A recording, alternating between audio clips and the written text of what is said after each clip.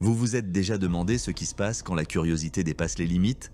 Cette vidéo dévoile les histoires incroyables de 3 femmes qui ont franchi les frontières en s'introduisant dans des enclos de zoo. Des évasions audacieuses aux rencontres dangereuses. Préparez-vous à un voyage tumultueux à travers les conséquences inattendues lorsqu'on se met en tête de tester les limites entre nous et l'inconnu. Histoire 1. Aux abords glacés de Yeriz, en Russie, niché au milieu des paysages tranquilles et enneigés, se trouvait le zoo de Chudess. Un havre pour de nombreuses créatures exotiques, chacune avec son propre récit à dévoiler. L'un de ces récits prit forme un jour de froid mordant en 2003, jetant une ombre sur ce sanctuaire serein. Aristo, un lion majestueux qui régnait sur le royaume des félins du zoo, n'était pas seulement un résident de Chud. Il incarnait la grâce et la puissance sauvage. Son pelage lisse témoignait des hivers rigoureux, un testament à la résilience des créations de la nature. Malgré les défis, le zoo reflétait l'engagement de ses soigneurs qui consacraient leur vie au bien-être de ses habitants. Parmi les visiteurs, ce jour glacial, une femme nommée Elena Ivanova, âgée de 32 ans, arborait un air de jeunesse et une exubérance mêlée à une certaine imprudence.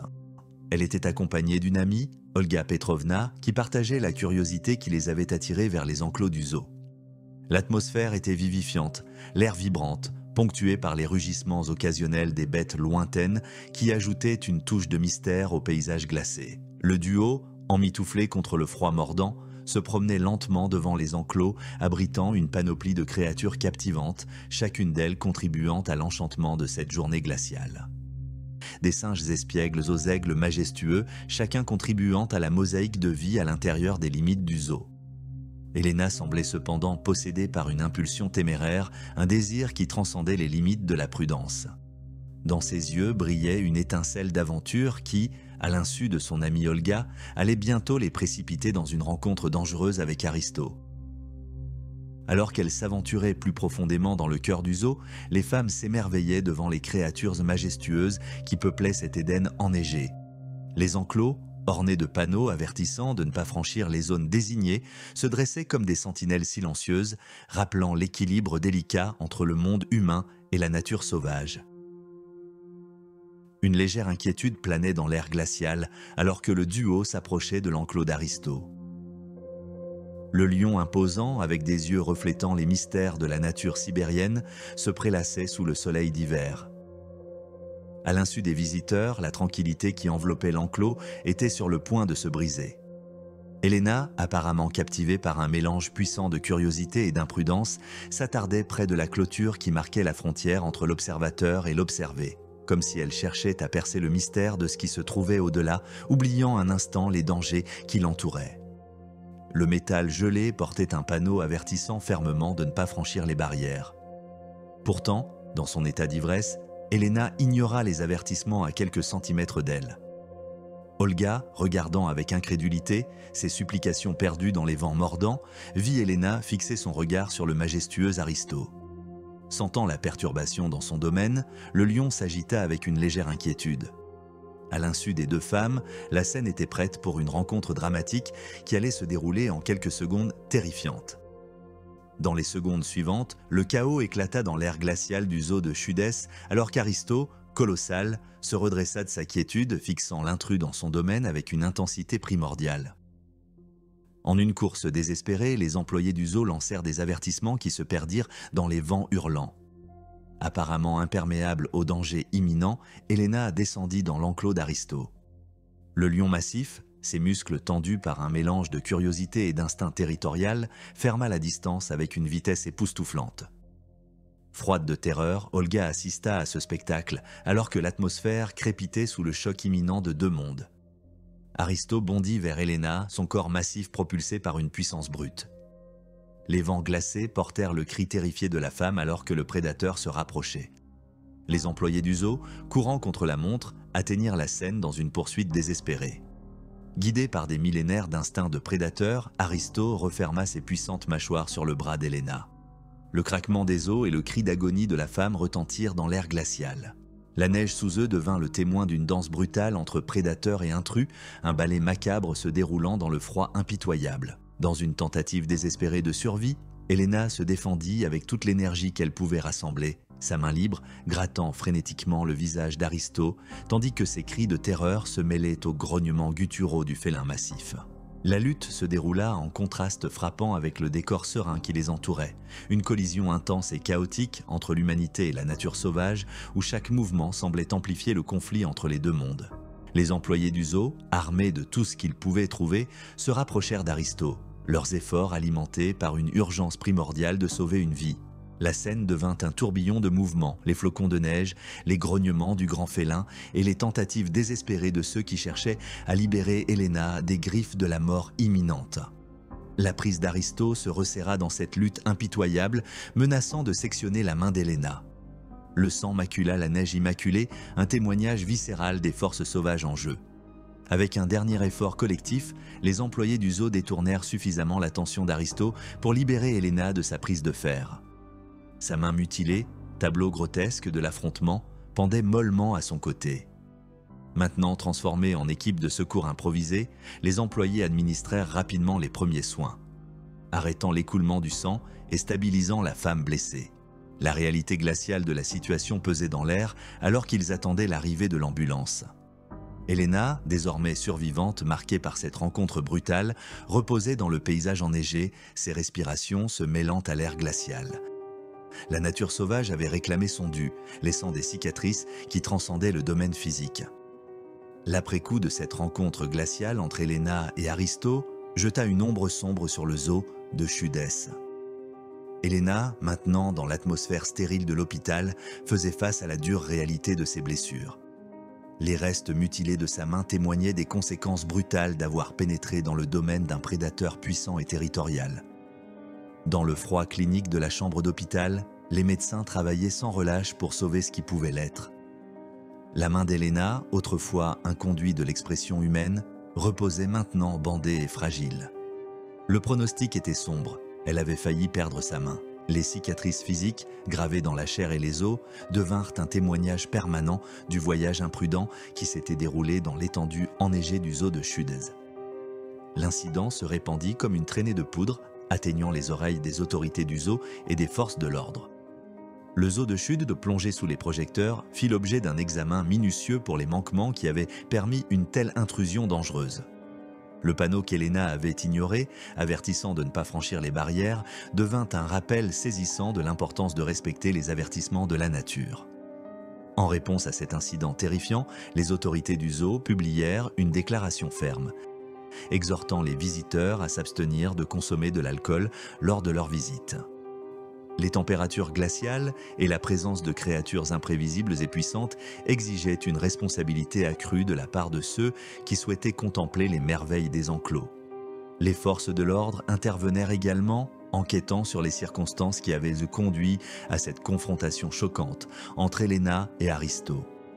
Les employés du zoo, qui avaient vaillamment intervenu pour sauver Elena, se retrouvèrent au centre des enquêtes après un événement qui avait changé leur vie. Le zoo de Chudès, aux prises avec les répercussions de cet incident, entreprit une révision complète de ses protocoles de sécurité. Les enclos furent passés en revue et des mesures supplémentaires furent mises en place pour renforcer les barrières entre les visiteurs et les habitants du royaume animal. L'incident suscita une réévaluation collective de l'équilibre délicat qui doit être maintenu pour garantir la sécurité des humains et des créatures au sein du zoo. Quant à Aristo, le lion redoutable qui était devenu un participant involontaire de cette tragédie, le zoo fit face à un dilemme moral et éthique. Suivant ses instincts primordiaux, le prédateur avait défendu son territoire contre un intrus. Les autorités du zoo, conscientes des complexités inhérentes à de telles situations, devaient prendre une décision qui déterminerait le sort de cette créature royale. L'incident, à la fois tragique et évitable, devint une histoire de mise en garde, un rappel frappant que dans la danse entre l'humanité et la nature sauvage, le respect des limites imposées par la nature est primordial.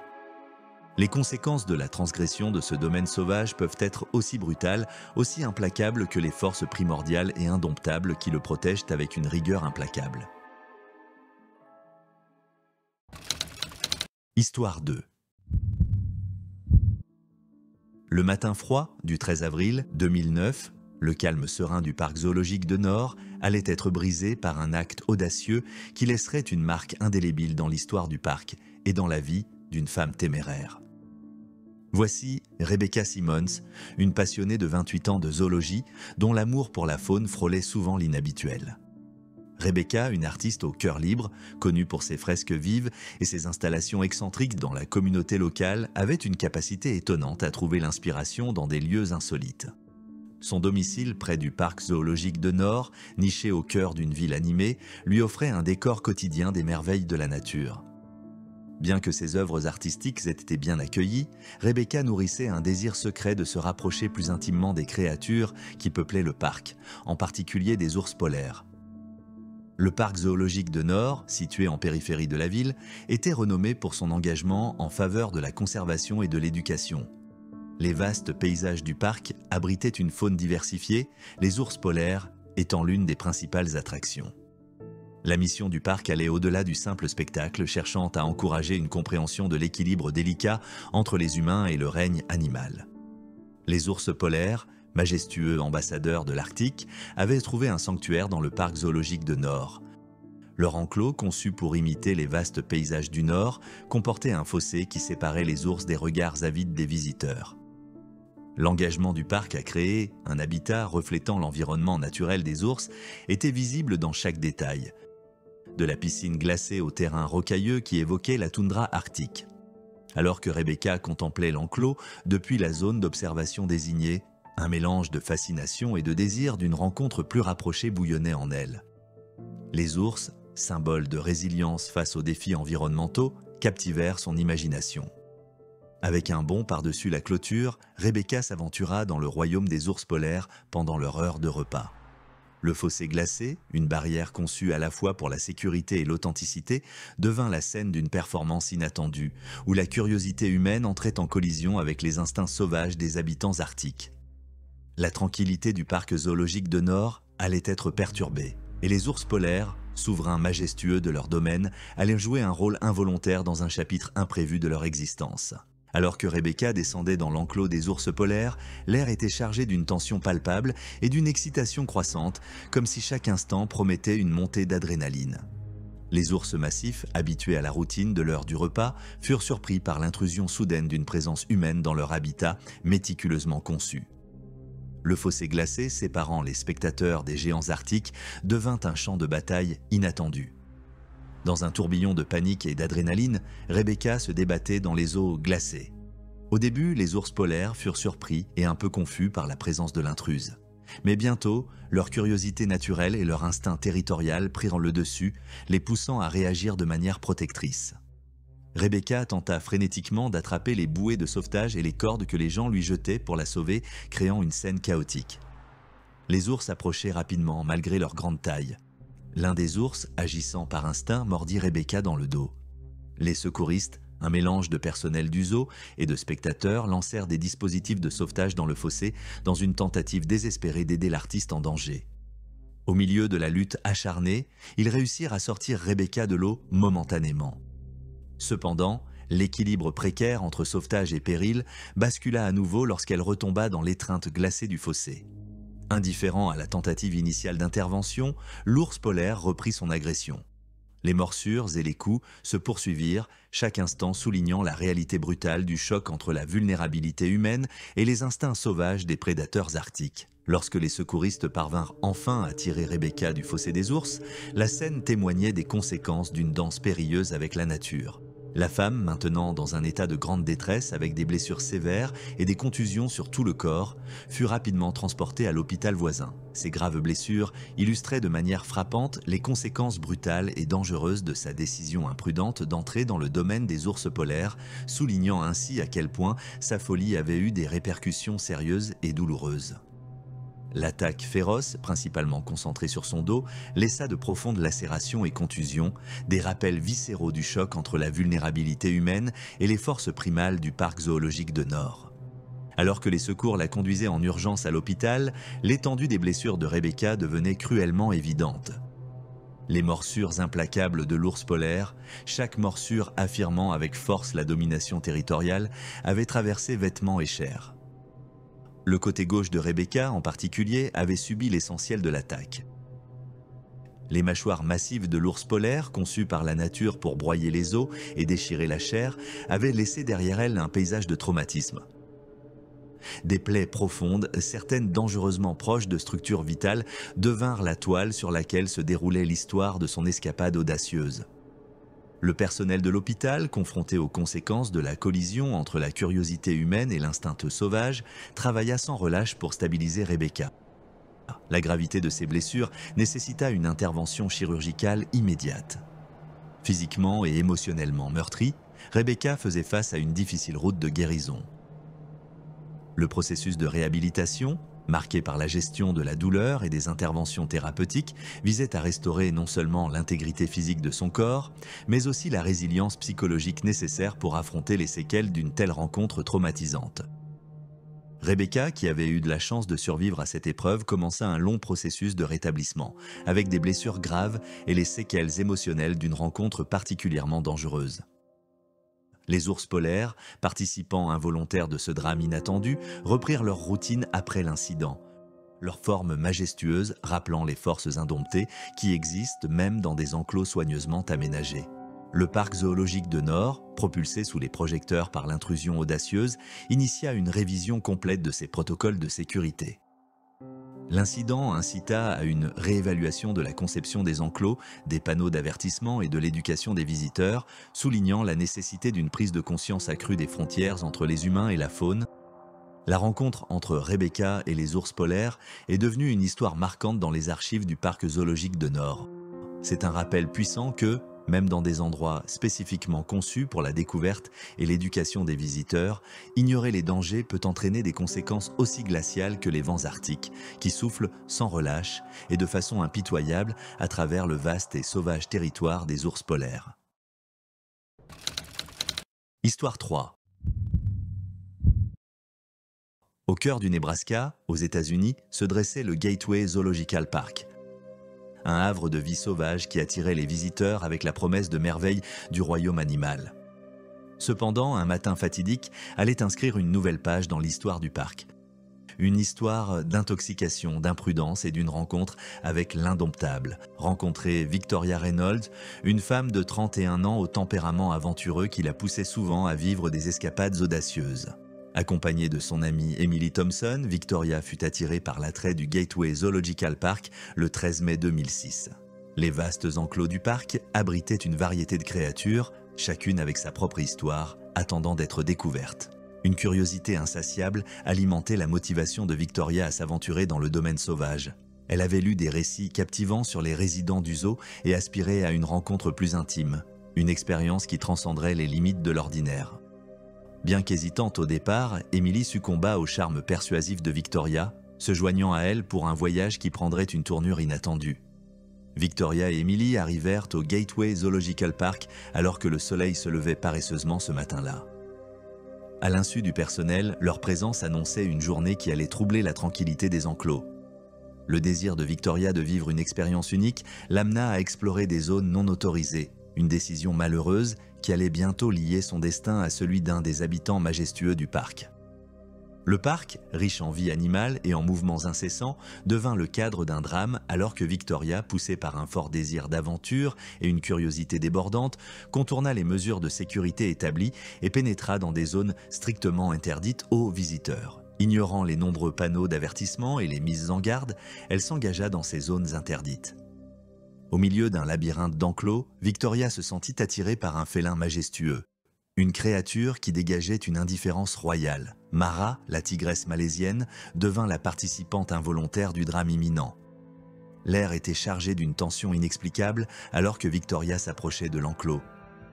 Poussée par le désir de transcender les frontières qui la séparaient du monde sauvage.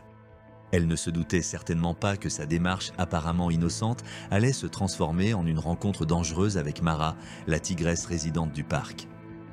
Dans les moments de calme qui suivirent, Victoria s'approcha de l'enclos de Mara, ignorant le danger imminent qui la guettait dans le regard du félin royal. Le silence planait, rompu uniquement par les pas rythmiques de l'intruse audacieuse. Mara, sentant l'intrusion avec une acuité prédatrice affinée par des années d'existence au sein du parc, se mit en alerte. Dans un mouvement rapide et imprévisible, Victoria franchit les barrières, s'aventurant dans le domaine interdit qui la séparait de la majestueuse créature. La rencontre se déroula dans un flou de mouvements. Mara, perturbée par cette intrusion sur son territoire, fixa son regard prédateur sur Victoria. En un instant, la tranquillité du matin fut brisée, remplacée par les grondements gutturaux de la tigresse malaisienne. Prenant soudain conscience de la gravité de son acte impulsif, Victoria resta figée alors que la féline se préparait à défendre son domaine. Le corps robuste de Mara bondit vers Victoria en un clin d'œil, ses mâchoires grandes ouvertes. Le monde bascula dans un chaos désorientant alors que les dents de la tigresse s'enfoncèrent dans la main gauche de Victoria. La lutte qui s'ensuivit peignit un tableau macabre sur le fond de l'enclos, l'humain et la bête engagés dans une danse primitive, chacun guidé par des instincts qui transcendaient les limites de la captivité. Alerté par le soudain vacarme, le personnel du parc se précipita sur les lieux, leurs pas pressés, étouffés par la gravité du drame en cours. Leur tentative désespérée d'intervenir vibra dans l'air chargé de tension alors que Victoria luttait pour se libérer de l'emprise du félin, ses cris se mêlant aux rugissements féroces qui résonnaient dans tout le parc. Dans un élan collectif d'urgence, le personnel du parc déploya tous les moyens disponibles pour distraire Mara et faciliter le sauvetage de Victoria. Le drame se déroula avec une intensité viscérale. L'air froid du matin ponctué par les cris désespérés de l'intruse blessée, les rugissements primaux de la tigresse et les cris de ceux déterminés à sauver une vie vacillant à la frontière du péril. Alors que Mara resserrait sa prise, la gravité des blessures de Victoria devenait de plus en plus évidente et inquiétante. La réalité brutale de l'affrontement se révélait dans les restes gravement mutilés de sa main gauche.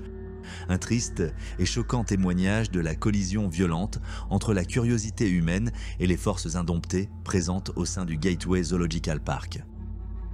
Finalement, après des efforts acharnés et une grande mobilisation de l'équipe, le personnel du parc réussit à séparer Victoria de l'emprise de Mara, mettant ainsi un terme à ce combat désespéré. La femme blessée, sa main gauche désormais un tableau de souffrance, fut rapidement transportée à l'hôpital par les secours.